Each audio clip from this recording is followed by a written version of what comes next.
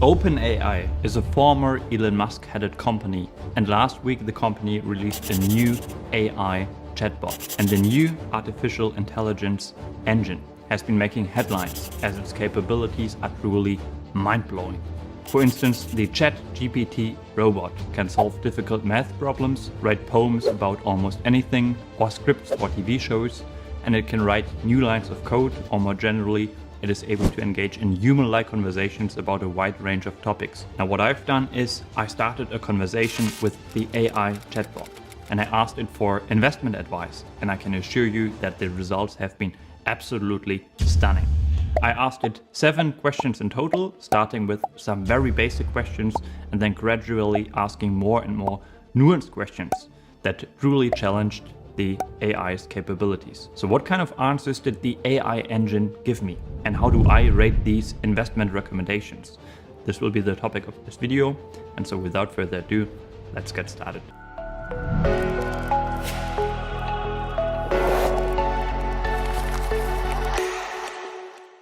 Alright, so let's jump right into it. I started the conversation with the robot with a very light question and pretended to be new to investing. So I asked the OpenAI where someone new to investing should start his educational investing journey. And here's the response that I received. If you're new to investing, a good place to start is by educating yourself about the basics of investing and how it works. There are many resources available online that can help you learn about the different types of investments, how to evaluate potential investment opportunities, and how to manage your investment portfolio. Some good places to start include the Securities and Exchange Commission's website, which has a lot of useful information and resources for investors, as well as financial news and analysis websites like The Motley Fool and Investopedia. You can also consider talking to a financial advisor or taking a course on investing to learn more. It's important to do your own research and understand the risks and potential rewards of any investment before you decide to put your money into it. So what do I, as someone who's been trying to master the art of investing for many years, think of this response? Quite frankly, I think the response is quite amazing. I'd probably agree with almost all of the recommendations.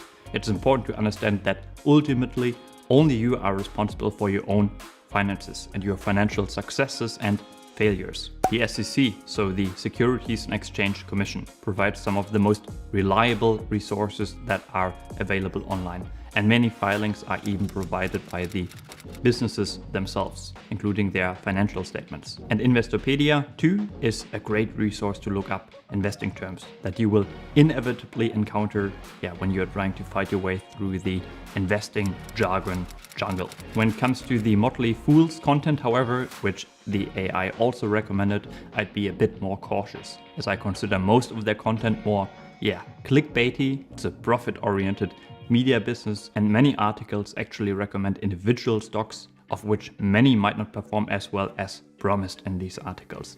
And I'm generally a bit skeptical when it comes to stock recommendation services. And I think if you want to ultimately succeed in investing, like the AI engine said, only you yourself have the ability to determine whether you are looking at an attractive investment or not. Alright, then next I asked the AI-powered robot what could be considered the best investing approach for beginner investors. And again, the AI-generated response positively surprised me. This time I'm not going to read out the entire AI response to you. Feel free to pause the video to read it in its entirety yourself. But basically everything the AI chatbot said was spot on. First and foremost, I want to highlight that indeed there is no one-size-fits-all approach when it comes to investing.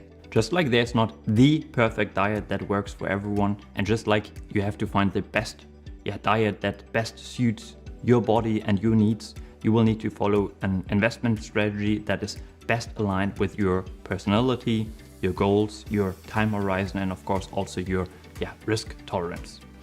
The second aspect highlighted by the OpenAI chatbot is diversification, which again is a good recommendation. However, personally, I'm not a big fan of putting a significant amount of money into assets that are known to yield fairly low returns, like bonds, for example, especially if you are a young investor with a very long time horizon. So I would say this is the first time that I would slightly disagree with the AI generated response.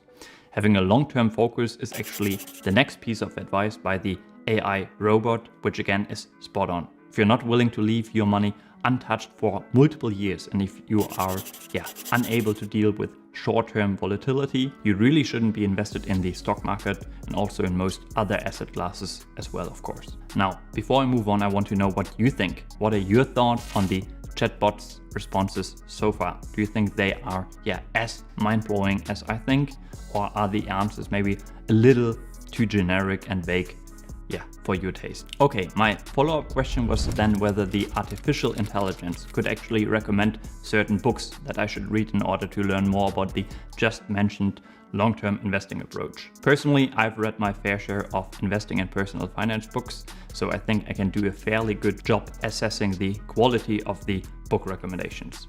And again, I'll just show you the entire response on the screen right now, and feel free to pause the video to read it yourself. I've actually read 4 of the 5 recommended books myself, the only one I haven't read being A Random Walk Down Wall Street. But all of the other book recommendations are definitely solid. Personally, I know that The Intelligent Investor is of course a classic, but I think it's a bit of a dry read. The book itself is, obviously very old, so you cannot really relate to the examples that are provided in the book. And I would say that generally the writing style of Benjamin Graham is a little tough to read. So if you read this book as a fairly new investor, I think there's actually the risk that it might discourage you to learn more about the discipline of investing. I think you can definitely learn the 2 to 3 key lessons from that book by reading newer books that are written in a better, easier to digest writing style that make use of modern day examples that you can actually relate to. But again, the other books are an excellent start to dive into the world of investing and become educated about long-term investing strategies. And the AI even provides a brief and, in my opinion, accurate summary of what each of the books is actually about. So let's say I particularly like the Warren Buffett Way book, which is a great place to start familiarizing yourself with Buffett's timeless investing approach. So my next question for the AI engine was what characterized Warren Buffett as an investor? And the OpenAI chatbot then actually came up with a list of different criteria, and I have no doubt in my mind that Warren Buffett himself would probably agree with, maybe 90% of what the AI bot said. But again, I think those recommendations are also well-known investing principles, and I wanted to push the AI engine a little farther to give me more concrete recommendations. And so I asked it to name the 5 most important criteria that I need to determine whether a stock might actually represent a good investing opportunity. And to my surprise, the answer actually stresses some of the key pillars of Warren Buffett's investment approach, such as a focus on a company's competitive advantages, its management team, and financial health. At the same time, you have to make sure that you pay the right price, because ultimately you can invest in the best business in the world that is run by world-class management, but still end up with a poor investing result if you overpaid for the business that possesses these superb characteristics. However, with regard to some aspects, I also think the AI is a little off the mark here. If we zoom in on the 5th criterion here, for example, I don't think Buffett would actually approve of everything that is said in that paragraph.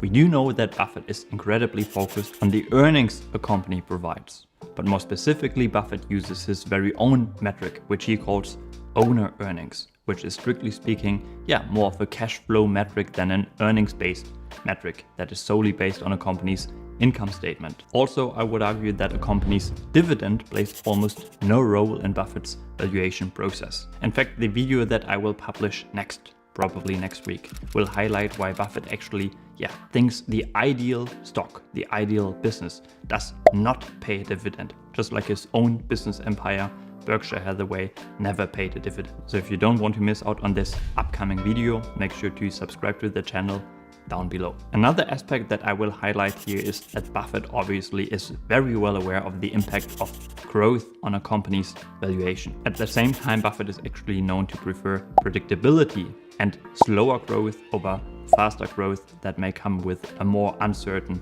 long-term future. So the 4th criterion would probably also be a little too generic for Buffett's taste. But obviously there are also other investors who are more focused on rapid growth and for whom such a strategy might actually work very well. Alright, most of the criteria mentioned here are actually of qualitative nature. So my follow-up question was to recommend metrics that investors can use to actually measure the criteria that the OpenAI just provided. And once again, personally, I think considering that you are actually talking to a robot, a computer, about a fairly niche topic, the answer is pretty impressive and yeah, mind-blowing. Feel free to pause the video and take a look at the individual points yourself. But then again, I would argue that there are some minor flaws in that response nonetheless. For instance, I would argue that the dividend yield on its own is by no means a good valuation metric. The same is true for the price to book ratio, which doesn't tell you anything about the true intrinsic value of a stock, of a business. I actually explain this very idea in this video right here. And similarly, to measure a company's financial health, personally, I would place much more emphasis on the, I would call it, steady state earnings or cash flow potential relative to the liabilities of the business that can be found on the balance sheet. Now, finally, to truly test the AI's capabilities, I asked the OpenAI engine to apply these metrics to Meta's stock to figure out whether the stock currently represents an attractive investment opportunity. And here the limitations of the engine became truly apparent, as the system told me that it cannot actually browse the internet to access current stock data. I'd also think that there are probably some legal restrictions, as obviously stock recommendations can only legally be given by financial advisors. However, future versions of the OpenAI chatbot will likely be able to access real-time data. So will this have a lasting impact on the investing landscape, and will computers eventually replace humans in the world of investing?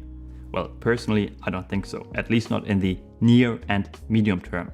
There are already lots of AI-driven investment strategies out there, so-called quant funds. Try to do exactly that, as they try to choose securities solely based on some numerical data that is compiled through quantitative analysis. But fortunately, investing isn't actually that simple.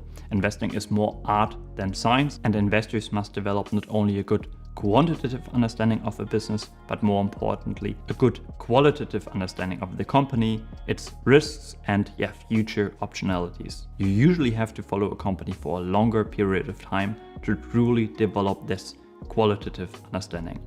As Pat Dorsey has said, quantitative data is efficiently priced, qualitative insight is not. Now, if you want to learn more about the art of long-term investing and understand why this discipline is actually on the decline and how you can best exploit this trend, you should watch the following video next. Take care.